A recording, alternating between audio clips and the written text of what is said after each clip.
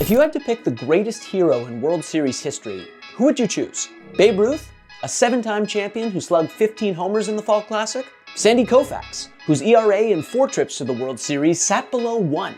Or maybe David Ortiz, who had a staggering .455 in 14 career World Series games? All good options. But with all due respect, none of those Hall of Famers authored a World Series moment as heroic as Joe Carter, whose indelible swing in the 1993 Fall Classic made him a baseball immortal and cemented his Toronto Blue Jays as an all-time juggernaut.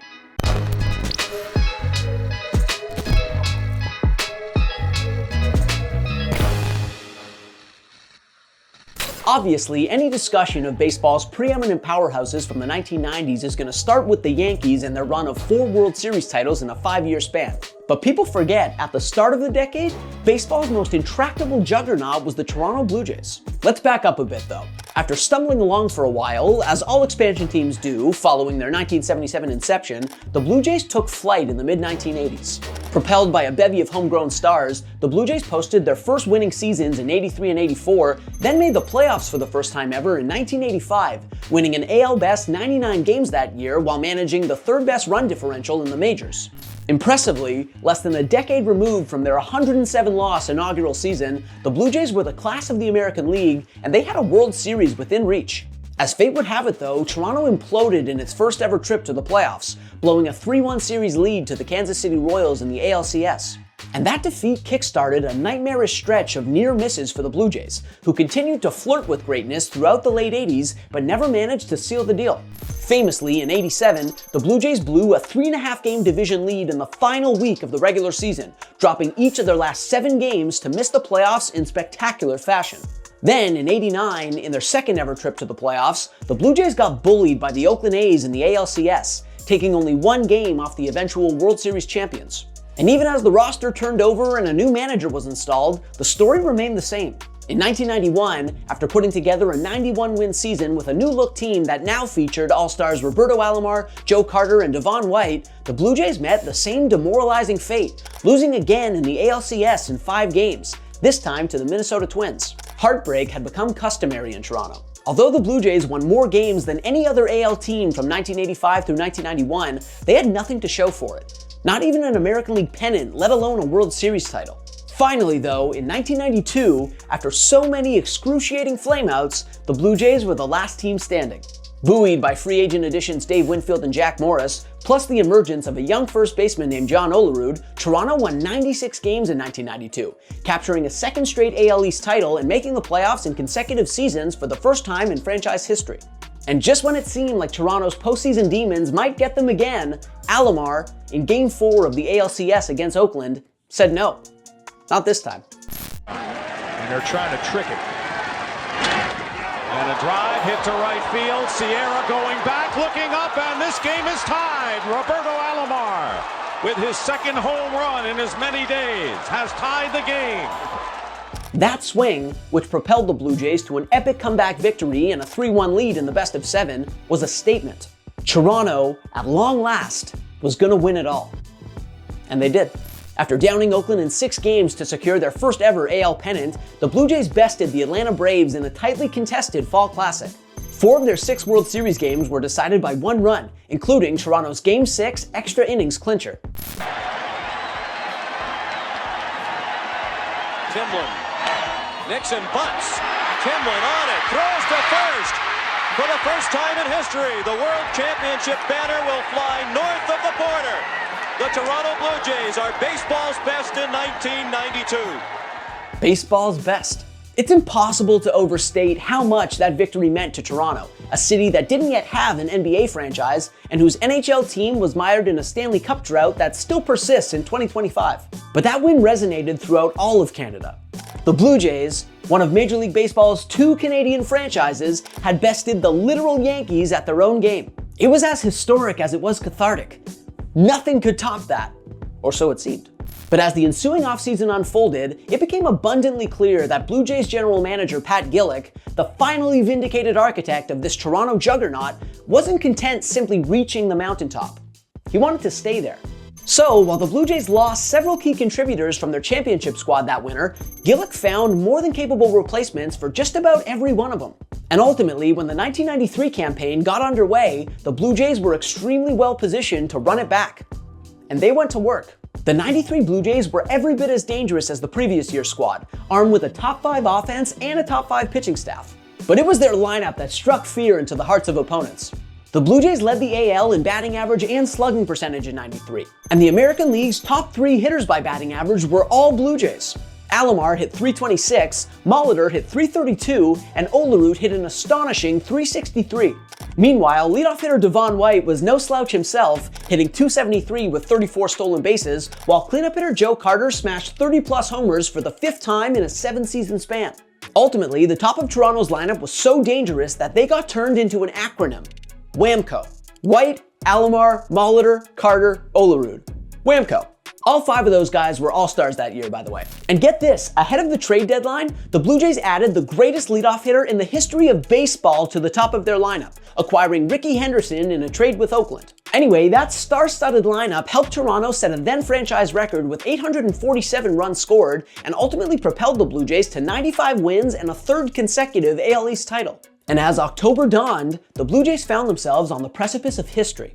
Toronto had a chance to become one of the few teams ever to win back-to-back World Series titles, a feat accomplished by the likes of Babe Ruth's Yankees, the Swingin' A's of the 1970s, and the Big Red Machine. And sure enough, the Blue Jays bullied their way past the Chicago White Sox in the ALCS, riding 2 sensational starts from Stewart and 2 excellent outings from Juan Guzman to a 2nd straight AL pennant. Meanwhile, Toronto's lineup, not to be outdone, hit .301 for the series. And suddenly, all that stood between the Blue Jays and baseball immortality was the Philadelphia Phillies, an upstart bunch of self-proclaimed misfits that won 97 games in 93 after going 5 straight seasons without eclipsing 78 wins. The Phillies were a formidable foe, one led by the National League's most potent lineup and a top 5 rotation anchored by Curt Schilling. And then, on top of that, the Blue Jays had to contend with National League rules in Philadelphia. See, this was long before the universal DH, which meant that the Blue Jays would have to sit one of their star hitters for the World Series games at Veterans Stadium. This showdown had all the makings of a classic, but nobody could have anticipated just how unforgettable the 1993 World Series would be. In Game 1 at Skydome, a would-be pitcher's duel between Guzman and Schilling ended up being a slugfest, with the Blue Jays coming out on top 8-5 behind homers from Olerud and White. But the Phillies responded in Game 2, taking an early 5-run lead and never looking back. So it was 1-1 as the series headed to Philadelphia, which meant an agonizing decision for Blue Jays manager Cito Gaston. And believe it or not, with no DH spot available to him in Game 3, Gaston ended up benching Olerud, baseball's batting champion, instead starting Molitor at first base against the left-handed Danny Jackson. But there was no second guessing to be done because it worked like a charm. Molitor collected 3 hits in Game 3, including a homer and a triple, as the Blue Jays battered the Phillies 10-3. It was the following night, however, that the Blue Jays' Team of Destiny vibes became undeniable. Game 4 in Philadelphia ended up being one of the craziest World Series games ever, a roller coaster slugfest that was, and remains, the highest scoring game in World Series history. The Blue Jays exploded for 3 runs in the top of the first. The Phillies responded with 4 of their own in the bottom of the first. The following inning, Philly added 2 more, extending their lead to 6-3. But that lead was short-lived because Toronto put up 4 more in the third. But the Phillies battled, tying the game up in the 4th before exploding for a 5 spot in the 5th. It was lunacy, this game. After 7 innings of madness, the Phillies led 14-9, there hadn't been a single inning without a run, and no individual pitcher had recorded more than 8 outs. But this shootout was Philly's game to lose. So, in the top of the 8th, with the Blue Jays rallying off reliever David West, Phillies manager Jim Fregosi, not wanting to take any chances, went to his closer Mitch Williams. Now, Williams was the most accomplished reliever in the Phillies bullpen, a veteran and an all-star who had received down-ballot Cy Young votes in 1991 and logged 43 saves in 1993. But Williams could also be erratic. His nickname? Wild Thing.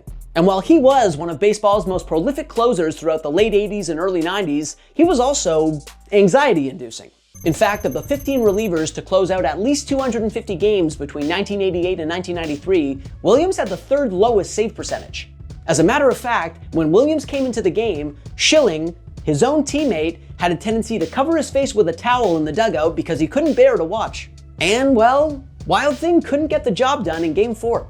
He allowed 3 of the first 4 batters he faced to reach before surrendering a go-ahead triple to White. Somehow, despite trailing by 5 in the 8th, the Blue Jays escaped with a 15-14 victory, leaving the Phillies, and their closer especially, reeling. With that, the series was firmly in the Blue Jays' hands. Throughout baseball history, after all, a team had blown a 3-1 lead in the World Series only 5 times. And although the Blue Jays fell flat in their first opportunity to clinch, getting shut out by Schilling in Game 5, the reigning champs were still very much in the driver's seat as the series headed back to Toronto for Game 6. And what unfolded that night wasn't merely amazing, it was legendary. With the DH rule back in place and a ravenous Canadian crowd behind them, the Blue Jays kicked off Game 6 with a bang, putting up 3 runs in the first. The Phillies managed to get 1 back in the 4th, but the Blue Jays promptly restored their 3-run advantage, then extended their lead to 5-1 in the 5th. The stage was set. The Blue Jays were gonna be champions once again, and this time, they'd get to win it on their home turf, in front of their fans. Well, not so fast. In the top of the 7th, Stewart, Toronto's Game 6 starter, finally faltered, allowing the first 2 batters to reach before falling behind in the count to Lenny Dykstra, who had already smashed 3 homers in the World Series. And then he made it 4. Well hit to right, way back, and that one is way out of here. Second deck home run for Lenny Dykstra. And all of a sudden, it's a 1-run game, 5. Toronto's comfortable lead had vanished. And moments later, the Blue Jays found themselves trailing as the Phillies scratched together 2 more runs after Toronto went to the bullpen. 6-5 Philly. And that score held until the bottom of the 9th. Suddenly, the Blue Jays were 3 outs away from squandering their series lead. 3 outs away from a Game 7, where anything is possible. But as Mitch Wild Thing Williams came charging in from the Phillies bullpen for the bottom of the 9th, the sense throughout Skydome and in living rooms across Canada wasn't a foreboding one. It was one of anticipation. Because Williams had to go through the gauntlet that was the top of the Blue Jays lineup. And that would have been a tough assignment for even Mariano Rivera. And right on cue, against leadoff man Ricky Henderson, Williams didn't throw a single strike, walking the future Hall of Famer on 4 pitches. The ensuing mound conference might have helped settle him a little bit as Williams managed to induce a flyout from White moments later, but Wild Thing soon found himself in a real pickle after allowing a 1-out single to Molitor, putting runners on 1st and 2nd for Joe Carter, the Whamco member most liable to do damage. Joe Carter, the perennial all-star who had driven in more runs over the preceding decade than any other player. Joe Carter, the soon-to-be baseball legend whose name resides today on the Blue Jays' level of excellence. Here's a pitch on the way, a swing and a belt, left field, way back, Blue Jays win it! The Blue Jays are World Series champions as Joe Carter hits a 3-run home run in the 9th inning, and the Blue Jays have repeated as World Series champions. Touch 'em all, Joe. You'll never hit a bigger home run in your life. What a moment. What a call. And yeah, of the more than 400 home runs that Carter hit in his career between the regular season and the postseason, it's safe to say that that was the biggest one. I mean, that's one of the most iconic home runs in baseball history. Aside from Carter's game-winning blast, there's only been one other World Series winning walk-off homer ever, Bill Mazeroski's in 1960. With that swing, Carter cemented his place as one of the great World Series heroes and solidified the 92-93 Blue Jays as one of baseball's all-time juggernauts. In the more than 30 years since Carter's blast propelled the Blue Jays to a 2nd straight title, baseball has only seen one other repeat champion. The aforementioned Yankees dynasty that won 3 straight World Series titles from 1998 through 2000. And more than 30 years later, that World Series walk-off remains the definitive triumph in Toronto sports history. A home run so Hollywood that it trumps even the Raptors' 2019 NBA championship and Jose Batista's bat flip. I mean, it was one transcendent freaking homer. Kurt, I'm sorry. Just 6 years ago, Joe Carter. Joe Carter? Toronto and the Phillies, World Series. And Mitch Williams we flew up for the night. There was a girl. Speaking of Williams, by the way, he was never the same after that home run. In 52 appearances following the 93 World Series, Williams pitched to a 7.96 ERA and walked 52 batters in 37 1/3 innings. He was out of baseball before turning 33. But someone always ends up on the wrong side of history, and there simply aren't many moments from baseball history that are more epic and more enduring than when Joe Carter touched them all. Thanks for watching. If you like this video and want to see more content like this, hit that subscribe button.